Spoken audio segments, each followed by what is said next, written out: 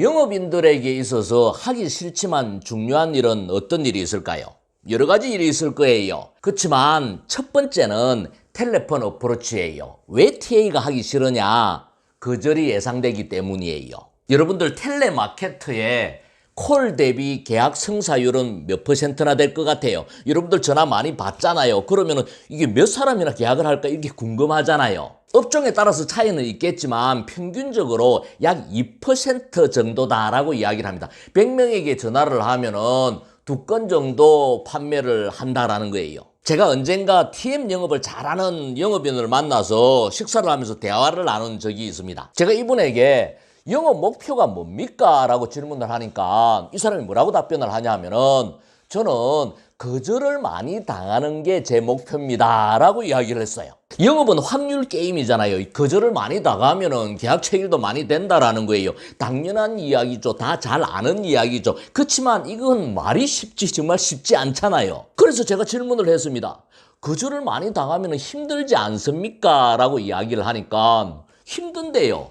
힘들어서 거절을 당한 자기한테 상을 준대요. 100번 거절을 당하는 날은 맛있는 아이스크림도 사 먹고 맛있는 식사도 하면서 자기에게 상을 주고 1000번 거절을 당하면은 좀 더 큰 상을 준대요. 예를 들면 화장품을 산다든지 뭐 액세서리를 산다든지 10,000번 거절을 당하면은 더 큰 상을 준대요. 해외여행을 간다든지 비싼 옷을 산다든지 이렇게 거절을 정해놓고 그것을 목표를 달성을 하면은 자기한테 상을 주는 세레모니를 자기 스스로 한대요. 그분의 이야기를 듣고 나서 야 이게 이 사람의 성공 비결이구나 라고 생각을 하고 정말 아주 뜻깊게 좋은 이야기를 들었다라는 생각을 한 적이 있어요. 여러분들이 어떤 분야에서 어떤 영업을 하든 영업을 통해서 성공하려고 그러면은 거절을 일상으로 여겨야 돼요. 거절에 익숙해져야 돼요. 여러분들은 어때요? 거절을 담담하게 받아들이나요? 일상이 됐나요? 익숙해졌나요? 아니면 거절 당했을 때 마음의 상처가 큰가요? 그래서 오늘은 거절에 익숙해질 수 있는 방법에 대해서 여러분들에게 말씀을 드리겠습니다. 첫 번째는 거절을 많이 당해야 돼요. 많이 당해야 익숙해지는 거예요. 방법이 없어요. 많이 맞아야 맷집이 강해지는 거하고 똑같은 거예요. 두 번째는 거절을 어떻게 받아들이느냐라는 거예요. 거절을 일반 거절과 상품 거절로 구분해서 받아들여야 돼요. 거절은 일반 거절에서 시작해서 상품 거절로 진전되는 거예요. 그래서 일반 거절이 시작되었을 때 이것을 시작을 알리는 긍정의 신호로 받아들여야 돼요. 예를 들자면 고객이 필요 없어요 라고 이야기를 한다라면 이것을 영업의 시작으로 받아들여야 된다라는 거예요. 왜? 관심이 없으면 거절도 안 하는 거거든요.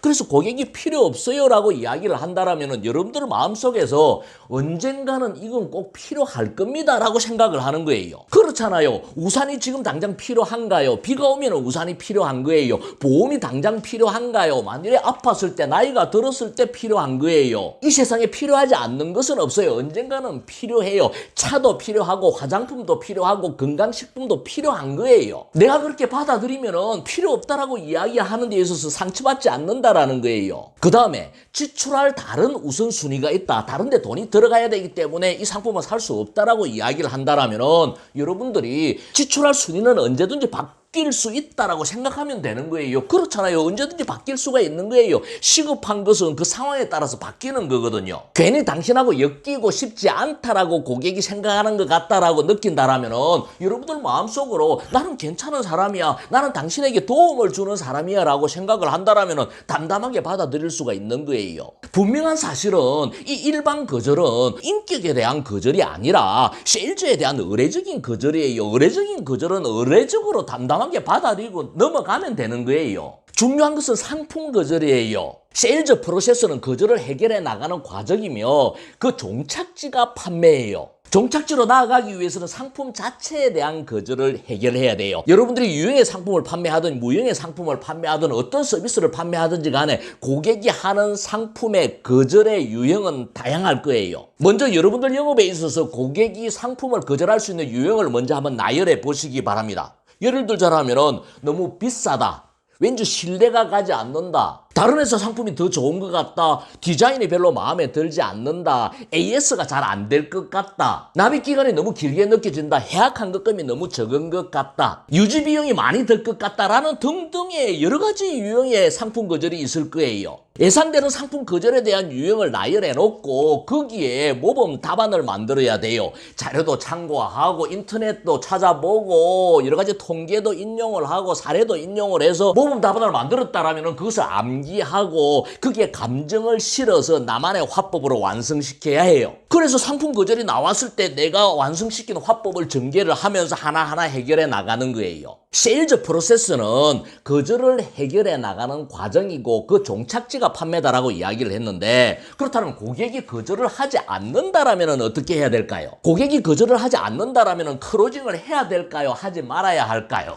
정답은 클로징을 하면 안 된다. 무조건 거절을 하고 나서 클로징을 해야 된다라는 거예요. 그럼 어떻게 해야 되느냐? 클로징의 종류는 두 가지 종류가 있어요. 테스트 클로징이 있고 리얼 클로징이 있어요. 고객이 거절을 하지 않았을 때는 테스트 클로징을 해야 돼요. 테스트 클로징은 거절을 유도해내는 클로징이에요. 예를 들자면은 상품 가격이 좀 비싸게 느껴져서 좀 부담이 되시나요?